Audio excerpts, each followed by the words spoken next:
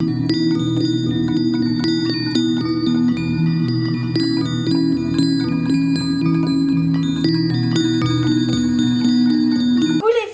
je suis désolée, je commence direct dans le vif du sujet. On est là, on perd pas de temps ici. Je vous avais dit que je vous filmerais en espèce de petit vlog, on va dire, la réalisation du saguaro, de l'ensemble. Mais là, pour le moment, je n'ai que assemblé le patron, comme vous pouvez voir, du top. Voilà, donc je n'ai que assemblé le patron du top. Il est hyper rapide à assembler. Vraiment, j'écoutais un truc en même temps et il a une vingtaine de pages. Donc vous avez un bac. Ouais, allez, c'est bon quoi. Un dos, un devant. Vous avez des biais, mais ça, je pense que je vais prendre mon biais blanc classique. Je pense pas que je vais faire le biais parce que j'aime pas faire le biais, shame on me.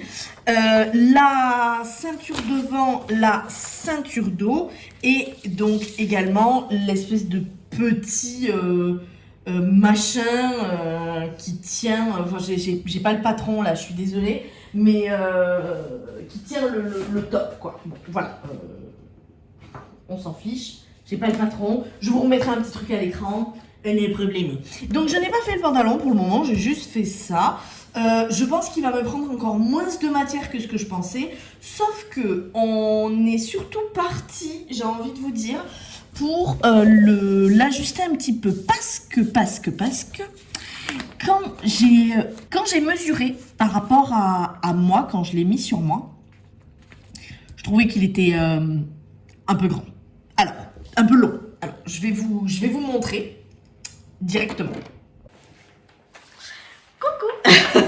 Alors, je vais vous montrer, donc, couture épaule, là on a la manche, hein, on se représente, voilà, c'est comme ça. Donc, si je mets l'épaule à la couture épaule, mais non, mais qu'est-ce que je me suis imaginé? Parce que, ah oui, si, non, si, je sais pourquoi. Parce que, en fait, là, vous voyez, il tombe, non, mais en fait, c'est bon. Non, mais c'est moi qui ai pété un câble. Non, mais en fait, c'est bon. Ben, comme quoi, il a fallu que je vous le remontre.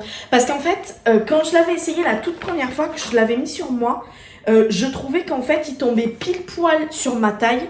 Et du coup, ça ne m'arrangeait pas. Parce que si après, je rajoutais la ceinture, bah, en fait, la ceinture, elle allait être trop basse par rapport à ma taille. Mais je pense sincèrement que en fait il est carrément à la bonne longueur. Donc bah écoutez, je vais pas le toucher, je vais le faire comme ça. Et puis de toute façon, on n'oublie pas que c'est quelque chose un peu cosy pour rester à la maison. Donc il n'y a pas de problème. Alors le biais, pour celles qui se demandent, je pense que c'est le biais qui va partir d'ici, qui va faire ça, toute l'encolure et clac. Il n'est pas doublé, il n'y a pas de parmenture, enfin donc du coup je pense que le biais va être là. C'est déjà une finition que je connais, notamment avec la Magnolia de Direndo, que j'ai eu l'occasion de faire par 2 fois. Et alors, la première fois, j'ai fait une finition au biais. La seconde fois, j'ai doublé le devant. Donc, j'ai pas eu à faire la finition au biais. Mais c'est une finition qui est plutôt bien. Et sachant que le biais... En tout cas, je sais pas comment il est dans le saguaro top, mais je regarderai avec le livret d'explication. Mais le biais, je ne vais pas le mettre à cheval, je vais vraiment le rentrer ici pour ne pas... Hop, je vais le rentrer ici, là, derrière. Et je vais le coudre du coup comme ça pour ne pas qu'il se voie, parce que bon, même si c'est du biais blanc et que mon tissu à carreaux est un peu écru, entre blanc et écru. Bon, je préfère quand le biais se voit pas. Non, mais ça va être cool. Franchement, ça va être chouette. Et je pense que ça va être un joli haut. J'ai peur qu'il soit quand même un peu crop. Parce que, en fait, moi, mon problème de bide, actuellement, c'est que, en fait, mon ventre... Alors, je n'ai pas forcément honte, mais je trouve que c'est pas très flatteur. En fait, il y a des nanas, je sais pas comment elles font, mais en fait, elles arrivent à, depuis sous la poitrine, là, ici, elles sont plates. sauf que même si elles sont curvy, sauf que moi pas du tout. En fait, moi, à partir de sous la poitrine, vous voyez, ça fait ça. Vous voyez ce que ça fait? Ça part comme un ventre de bébé ou de femme enceinte. Et en fait, quand j'ai un truc qui s'arrête un peu à la taille, qui a tendance un peu à remonter et tout, en fait, ça me... Je sais pas, ça met en avant cette espèce de ventre un peu tendu, quoi, un peu rebondi. Et je ne bois pas d'alcool. C'est pas un ventre à bière, pour vous dire. Et ben en fait, le problème, c'est que je trouve que ça flatte pas. Alors, je vais voir comment ça va rendre avec ce top-là. J'ai quand même bon espoir parce que les filles curvy sur lesquelles je l'ai vu, ben j'avais bien aimé. C'est pour ça que je m'étais pas mal projetée. Mais bon, à voir comment ça rend. Évidemment. Et en plus, s'il faut, je vais me chauffer. Je vais même pas faire de pantalon ici. Je vais faire le pantalon. Je vais faire le pantalon. Tu vas faire le pantalon, ok? Voilà, c'est bon. Donc je vais faire le pantalon. Mais s'il me reste un peu de tissu. J'aimerais trop me faire une jupe juste fluide, évasée, avec juste une fente là sur le côté qui remonte un peu haut, tu vois. Bah, moi de toute façon, les fentes, soit elles sont mi-cuisse, soit il n'y a pas de fente. Voilà, moi, ma vie pour les fentes, c'est ça. Donc, une fente qui remonte super haut, dans le même tissu du coup que le top. Et comme ça, je pourrais mettre tantôt le pantalon que je vais réaliser. Voilà, je manifeste. Et le pantalon, ou sinon, bah, la jupe, en fait. Ouais. Sur Instagram, je suis une nana que je trouve sublimissime, mais alors d'une force... incroyable et elle m'inspire vraiment à travers ses looks. Alors elle a plus un look un peu beau, hippie, cottagecore, mais cottagecore hippie, vous voyez, c'est un peu ce sens-là. Je suis pas à 100%, je me reconnais pas non plus à 100% dans ses looks, cependant je les trouve très inspirants et donc elle m'a inspiré cette espèce de jupe. Voilà. Bon, et ben du coup, je touche à rien. On épingle sur le tissu, on est parti, on coupe.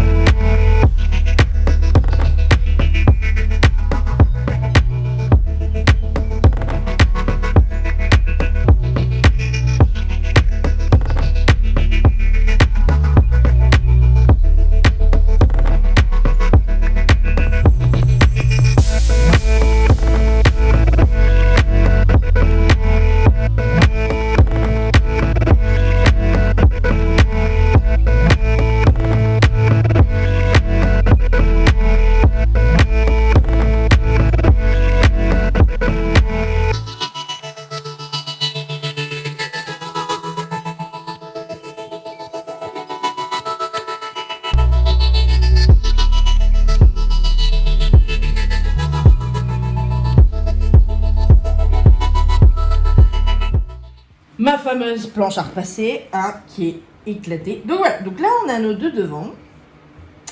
Tac, donc vous voyez là c'est le col, la manche est ici. Si je fais ça, est-ce que vous voyez mes pieds? Non, c'est bon. Ah, vous voyez mon 28 heures. Hop. Et là il y a le second devant. Donc j'ai fait des liens. Cette fois-ci ils sont bien mieux que chez Belen parce que vous voyez ils sont beaucoup plus larges, beaucoup plus épais, donc ça me plaît. Alors, on a fait des petits crans là. Vraiment, faut les voir quoi. On a fait des petits crans ici. C'est là où on va mettre les bidules. Alors moi, je vous le dis toujours, laissez dépasser ici. Laissez dépasser. Hein.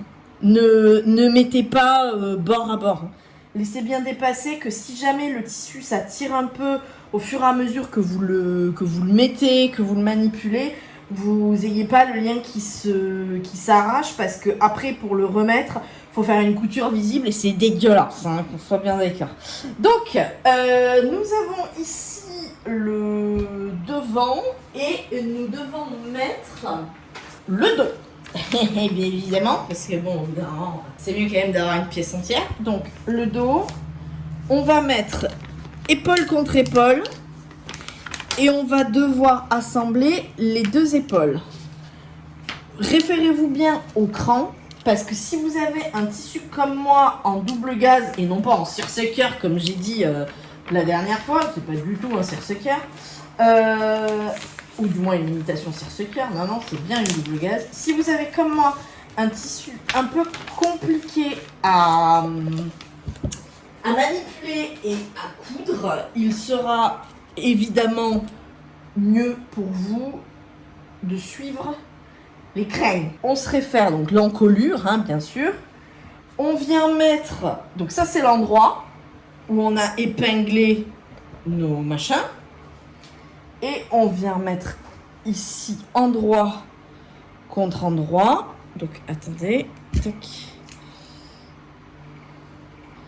Voilà. On va un peu tirer pour savoir où on a crenté tout ça là. Hop là, vous voyez, il y a un petit cran.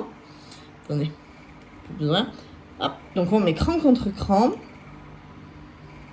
Tac. Et on fait attention là de bien arriver, pardon si je ne vous cadre pas, ça va pas le faire, de bien arriver au niveau du cou. Si vous voyez que ça dépasse un peu, c'est pas très grave en réalité, parce qu'après ça va être pris dans le biais. Donc voilà, donc vous pouvez un peu plus épingler que moi évidemment. Moi j'épingle très rapidement pour vous montrer. Évidemment on fait la même de l'autre côté. On va épingler nos extrémités, pardon. Si jamais vous souhaitez mettre quelque chose pour tenir, mettez du droit fil thermocollant. Ne mettez pas de la laminette ou du lastin ou whatever, comment s'appelle ce machin. Mettez bien du droit fil thermocollant parce que sinon ça va... La laminette ou le lastin, c'est uniquement pour le jersey. Donc là, pareil, on reprend l'écran. Tac, tac, ok. Donc, de mon côté, on est bon. Voilà, j'ai épinglé mes deux épaules. Et ben, nous allons coudre.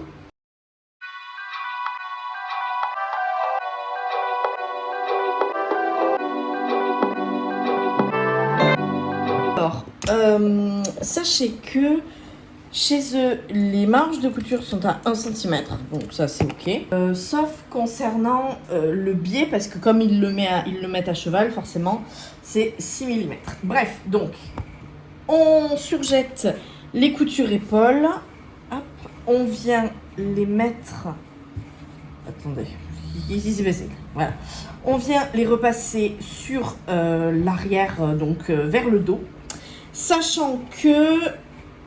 Le biais, eux, ils le mettent à cheval. Et avec les espèces de petits liens, en fait, ils font une petite pirouette, un petit bricolage avec les petits liens que je vais vous montrer. Attendez, je repasse ça et je vous montre. Hop là, voilà. Donc, en fait, ce qu'ils font... Ce que vous voyez, les liens là sont pris, pour l'instant ils sont comme ça, donc c'est sur le devant. Moi quand je vais mettre mon biais et que je vais le coudre, alors peut-être que là mon cerveau va faire un roller coaster et je vais me retrouver à me dire mais je fais de la merde. Bon, normalement non, mais bon. Donc moi je vais coudre mon biais. Hop. Comme ça. Donc... Est-ce que vous voyez, je suis un peu loin, mais vous voyez. Là, voilà. Donc, je vais coudre mon biais comme ça, donc bord à bord. Je vais suivre cette pliure qu'il y a là. Et donc, forcément, je vais emprisonner ça. Une fois que je vais retourner mon biais, donc ce sera comme ça, eux le mettent à cheval. Moi, je vais vraiment venir... Alors, attendez. Je retire l'épingle. Moi, je vais venir... plier, enfin pas plier, mais en fait mon biais donc là va être cousu et il va être comme ça à la fin, ok. Donc l'intérieur, la finition, ça va être qu'il y aura 1 cm qui sera pris et mon biais sera comme ça, et moi je vais venir coudre ici pour tenir mon biais. Et eux ils disent Bah non, mais c'est bon en fait. Et je crois qu'eux, ils disent de refaire une piqûre là pour bien tenir le lien. Mais enfin, je veux dire, faut pas. Ouais, non, mais en fait, je sais. Ouais, c'est comme ça quand t'as réfléchi un petit peu. Comme ils le mettent eux à cheval. Ouais, c'est ça. Parce que quand vous mettez le biais à cheval, en fait, ce qui se passe, c'est que le lien après, il est comme ça. Et c'est laid comme ça. Donc en fait, ils disent de refaire une piqûre. Mais comme moi, je fais pas du tout comme ça, mais ça va être grave beau gosse. Et ouais, c'est ça. Allez hop, je le repique ici, en place. Et je vais mettre mon biais. Tac. Tac. Ok. Nickel. Ah, bon, attendez, je l'ai mis à l'envers. Oui, non, mais bien sûr. Hein, de toute façon, au bout d'un moment, quand on se vante trop, hein, on fait de la merde. Hop, parfait. Donc voilà. Donc là, je vais prendre mon biais. Je vais prendre une bonne longueur. Alors, ce que je fais, c'est que je le coupe jamais. En fait, je couds. Tac, tac, tac, tac, tac. Et puis à chaque fois, je le tire quand j'en ai besoin. Et comme ça, je sais que je coupe exactement la bonne longueur à la fin. Bon, bah voilà, bah c'est parti.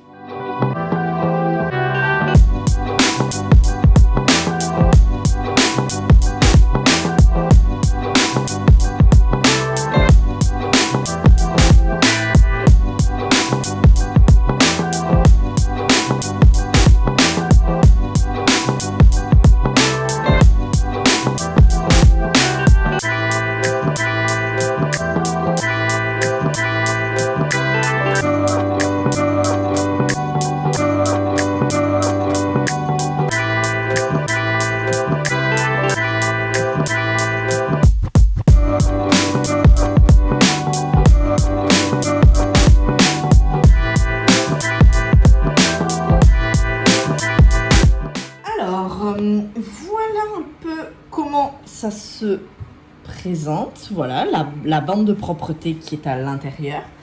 Je n'ai pas repassé avant de coudre parce que je ne voulais pas figer la matière. En fait, j'avais besoin d'avoir un peu de souplesse. Et le problème de la double gaze, c'est que du moment qu'on la repasse, et bien, à moins qu'on la lave, sinon on est vraiment en mode figé, quoi. Ouais.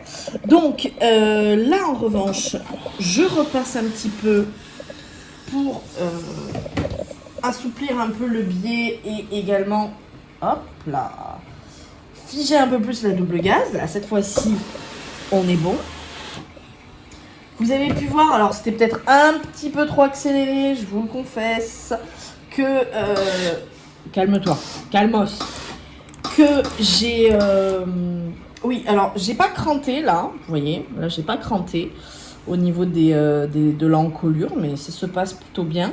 Et au niveau des liens, du coup, on a une propreté de lien qui est parfaite parce que vous voyez, on n'a pas une sorte de lien qui est pris en fait là, ici, et qu'il faut rabattre. En fait, là, le lien est pris entre le biais et l'ouvrage. Donc ça, c'est parfait. Sachant que j'ai mis l'embu du lien là-dedans. Donc si jamais un jour le lien se déchire ou quoi, j'aurais même pas besoin de faire une couture visible. Je pourrais juste découdre là le biais et ce sera ok. Donc on est pas mal là-dessus. Nous avons fait toute l'encolure. On a fait donc les épaules que nous avons assemblées. Notre haut commence à gentiment prendre forme. Tac, attendez. Peut-être comme ça. Peut-être comme ça. Peut-être comme ça. Donc notre haut commence à gentiment, vous voyez, prendre forme. Et le lien là, il est en fait pas mal quand on a une forte poitrine, parce qu'en fait ça viendra resserrer le haut. Et c'est à ce moment là où je vais voir, parce que là il va falloir, attendez, on croise sur le cœur, donc ce sera comme ça, on croisera comme ça. Je pense qu'on croise beaucoup plus bas, je pense qu'on croise juste les biais là comme ça, je pense qu'on croise comme ça, hop, et je couperai l'excédent de biais qui est ici du coup plus tard quand je monterai la ceinture. Écoutez mes amis, on a quand même presque fini, hein. Vraiment ça avance extrêmement vite et j'ai pas fait de la merde, donc ça fait plaisir, ça je vous le dis. Ça fait plaisir. Donc, on va assembler ceinture devant, ceinture dos. Hop, alors, on reconnaît le devant parce qu'il n'y a qu'un seul cran. Et donc, forcément, le dos parce qu'il y a 2 crans. Ne vous inquiétez pas, il n'y a pas de devant ou de... Enfin, il n'y a pas de dessus ou de dessous. La ceinture, les 2 parties de ceinture sont parfaitement symétriques. Donc en fait, que vous la preniez comme ça ou que vous la preniez comme ça, c'est la même chose. Donc nous allons... Alors moi déjà je vais repasser ça parce que c'est une honte. C'est une honte sur patte. Normalement la double gaze ça se repasse pas vraiment. Mais moi, mon côté là, c'était la laise, enfin la lisière du tissu. C'était pas terrible. Ok, donc c'est parfait. Donc nous mettons... forcément endroit contre endroit de ce côté là, oh bah elles font quasiment la même taille, et de ce côté là, et on s'en fiche d'écran là, et on va coudre ici et ici. À partir de là, donc on a un côté l'autre, on va ouvrir les coutures. On n'est pas du tout obligé de surjeter parce qu'on va replier la ceinture l'une sur l'autre. Donc on met envers contre envers là, comme ça. On épingle, hop, que je vous montre un peu mieux. Là, on épingle comme ça. On fait la même chose de ce côté. On prend envers contre envers.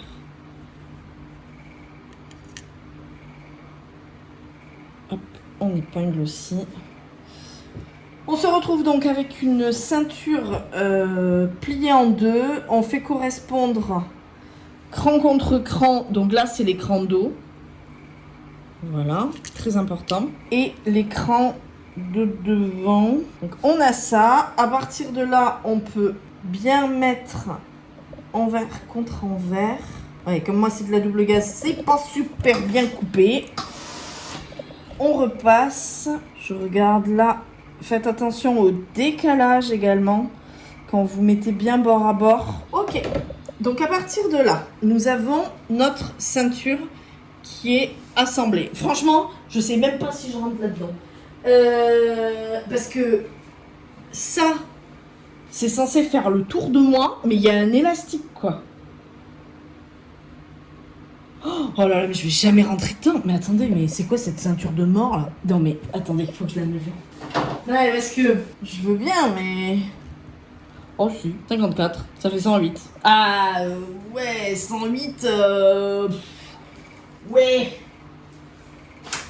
Ouais, mais j'ai pas besoin de mettre d'élastique, hein, je vous le dis. Hein. Putain, ça fait mon tour de poitrine. Oh, quoique. Oh non, je suis méchante. Bon, alors, je confirme, je vais pas mettre d'élastique. Vous voyez? Je confirme, on va pas mettre d'élastique, hein, ça sert à rien. Mais, effectivement, c'est pour l'enlever, là. Oh! Faut passer par-dessus, quoi. De toute façon, ils disent que quand on l'assemble au haut, il faut quand même laisser une ouverture. Enfin, il faut laisser une ouverture pour l'élastique. Donc moi, c'est ce que je vais faire. Je vais quand même laisser l'ouverture, je pense. Ou du moins, je vais juste la refermer en point à la main.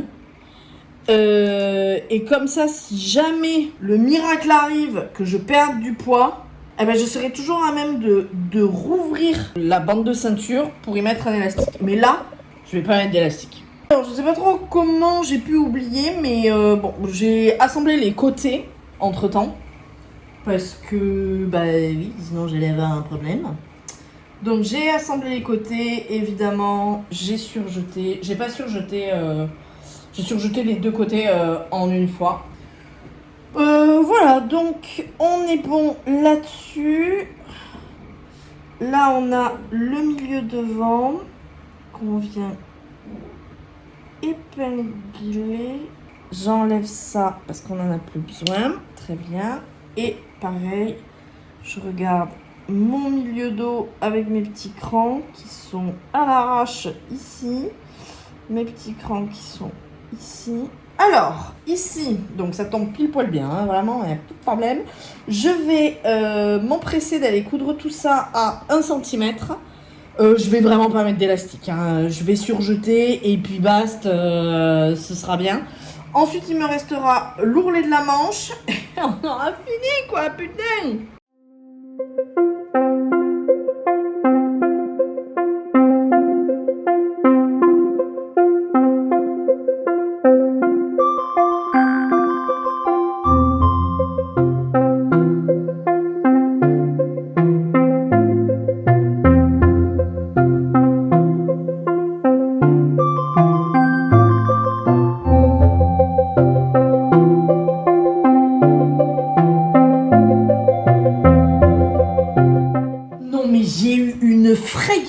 eu un instant de panique.